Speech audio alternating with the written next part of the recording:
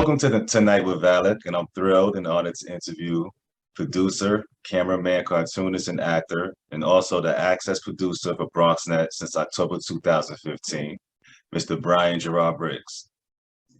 How you doing? How you doing? Pleasure to meet you. Pleasure to meet you. Mr. Briggs graduated at DeWitt Clinton High School, and he also studied in Lehman College. And I wanted to ask you first to start off with, first of all, thank you for giving me your time for this interview. I appreciate it.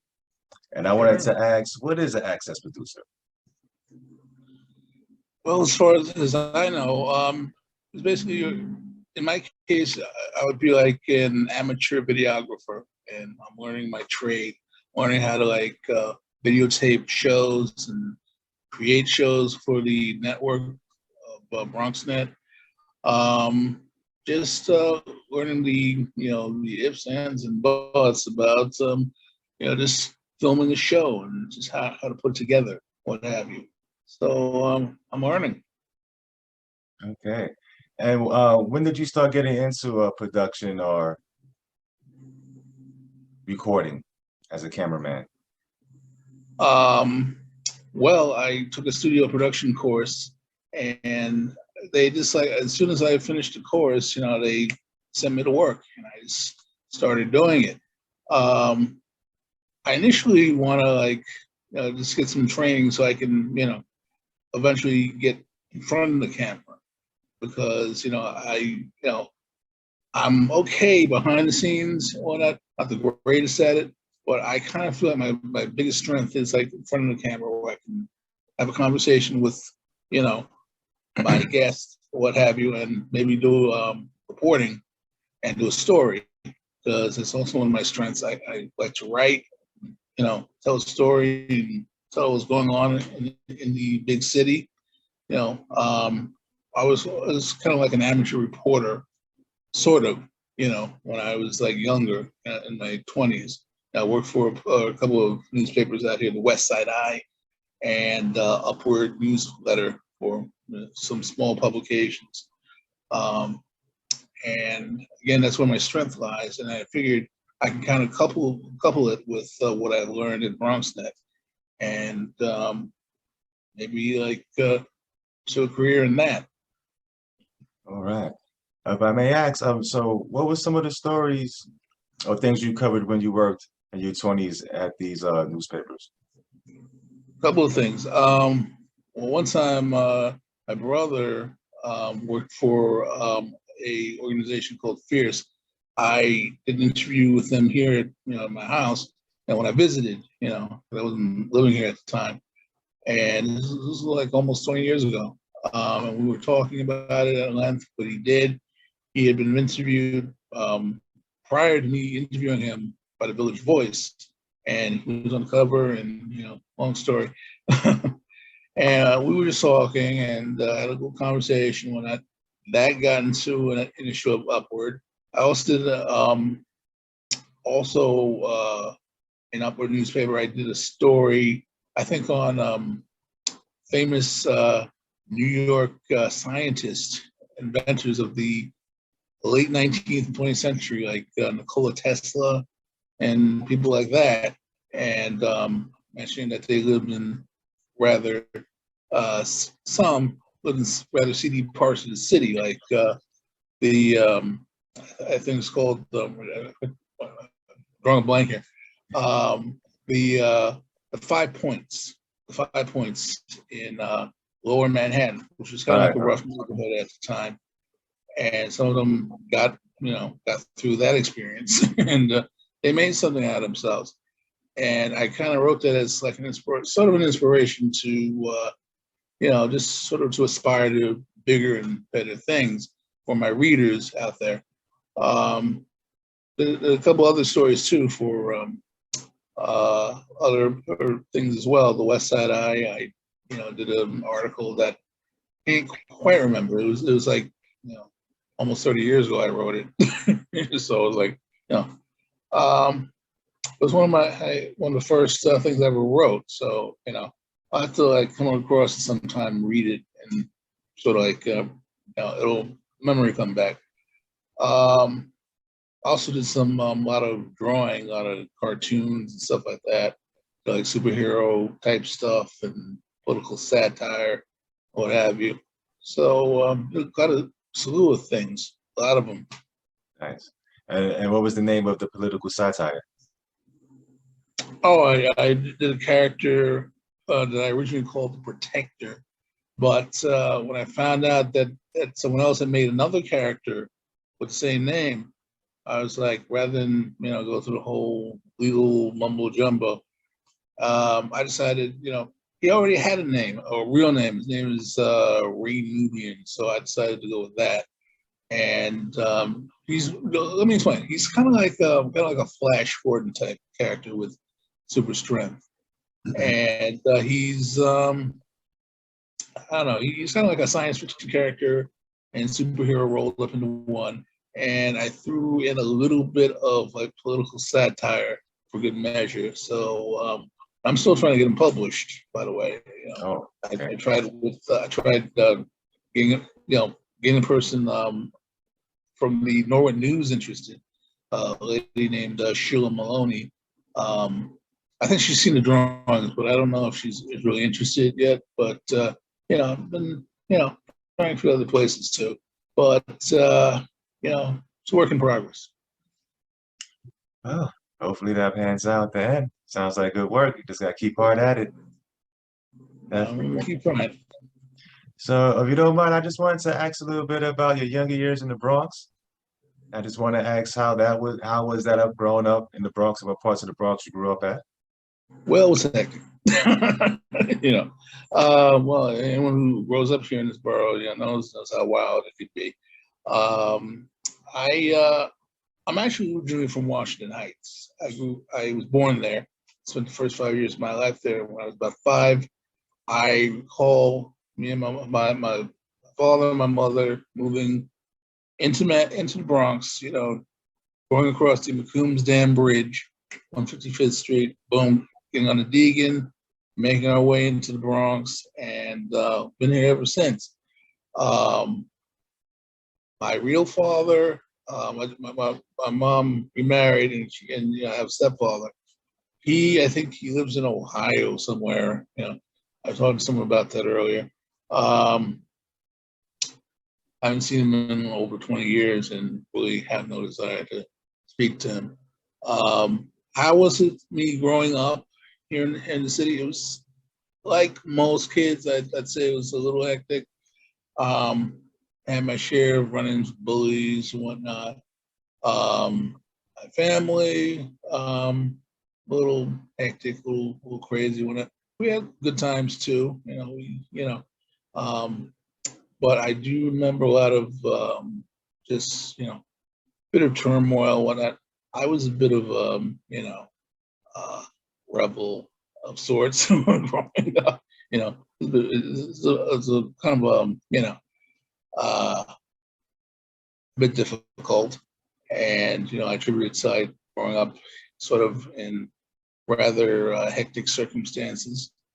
Um, but I always found like I always found an art as a solace, for me. It gave me this, a feeling of this maybe power, maybe a sense of power around, in sort of like a tumultuous world.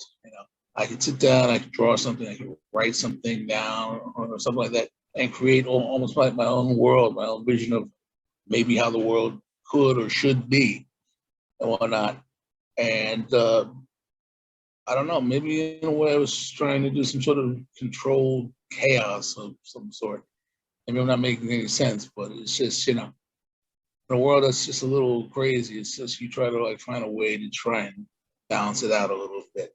And I think through my art, I kind of did that. Later on, I went to went to public school. Eventually, I mentioned, Dewey Clint, I went there, and I went to Lehman College, also, mentioned that as well. That was quite an experience. And, oh yeah, eventually I took a few non-accredited courses at places like, NYU. I went there for a while. And I also went to the Art Students League, which I heard was like an excellent art school. People like Jackson Pollock went there, and even the guy who initially created Batman, because some other people have credit for doing that too. Like Bill Finger and Jerry Robinson. Bob Kane, he went there as well for a while, and he became initially famous being the main guy who created Batman. And excuse me. So I went there for about a year, and what I initially did was I sketched nude models and stuff like that. Had some peanuts before, like tickling my throat. Yeah, so that's what I did, and I must say it was quite an experience. In contrast to like the classes I took before in Lehman and even high school and junior high school and elementary school, it was like I'm actually learning something I want to learn. I was learning about art. I was learning about things that really was of interest to me, and it's a good thing. Yes. Well, damn peanuts. I'll get you. I definitely will. All right, Mr. Briggs. I also want to ask, what age did you start getting involved in poetry, and what sparked that? What age? Yes. I would say about probably 18, because like when I was in high school, yeah, there you go. When I was in high school, I got interested in like beat poetry, like the poetry of like Allen Ginsberg and people like Jack Kerouac and stuff like that. Initially I think I was reading about this rock star Jim Morrison, Doors. He was influenced by them also, as well as like people like Arthur Rimbaud and all these French poets that a lot of people of our persuasion would never even hear of and read about. Anyway, so I read about him. I was reading this book about him called "No One Here Gets Out Alive." It's taken from one of the lyrics to one of his songs. I think it was 521 from their third album, "Waiting for the Sun." Anyway, I was reading that he read a lot of stuff by like Ginsberg and Jack Kerouac, who's also a novelist, wrote On the Road, a bunch of other Dr. Sachs and the Subterraneans and all that. A lot of good beat novels. And I started reading some of their poetry and I was like, wow, this is some good stuff. Yeah. And I decided to start doing my own. At first I was a little hesitant because I was like more of a writer rather than a poet. But I started practicing and just doing it. Just sort of like letting myself loose. Just kind of do it, man. And I started doing it and I was pretty good at it. And so I've been doing it kind of off and on ever since. For a long time I stopped doing it because like I think I read some poetry like a reading somewhere, probably at like one of these cafes or something like that down the villages on it. Some girl was kind of like berating me. Well, it's pretentious. It's pseudo intellectual. And I was like, I kind of like was kind of taken aback by that. It was like I kind of for a while decided to just kind of just leave it alone and focus more on my art. And then a while it took me many years to like to start doing it again, and maybe try to sort of fine tune it a little bit, not make it as cryptic as it was in the beginning. Because in the beginning, when I started doing my poetry, it was like very, otherworldly and very, hard to understand.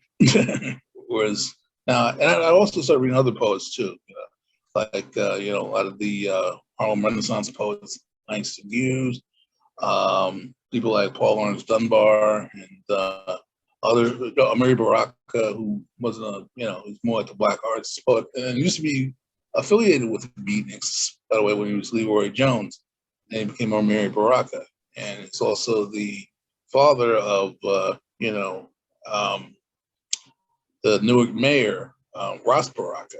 People don't know that. So yeah, I started reading other poets, and that sort of influenced my style as well. And I'm getting good at it. I initially, when I write it, I sort of like write it and I stick it in a notebook, or I take one of my sticky papers, I'll write it on a sticky paper, stick it in a book, and just sort of forget about it. And that's about it. But I'm thinking at some point, maybe I ought to like start performing it, maybe on the network itself, BronxNet.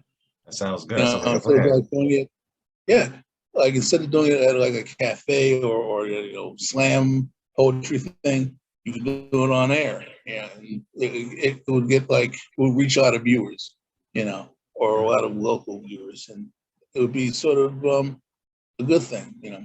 I definitely like to do a poem on that show with you. Cool. Definitely like to present a poem. You do poetry? I used to write a lot of poetry in my younger years. I'm getting back into it. Cool. Cool. Yeah. Yes. Good thing. Ladies and gentlemen, we have it. Thank you so much. Once again, Mr. Brian Gerard Briggs. Thank you so much for Thank your you. time. And thank you for contributing your time to the community as well. Thank you.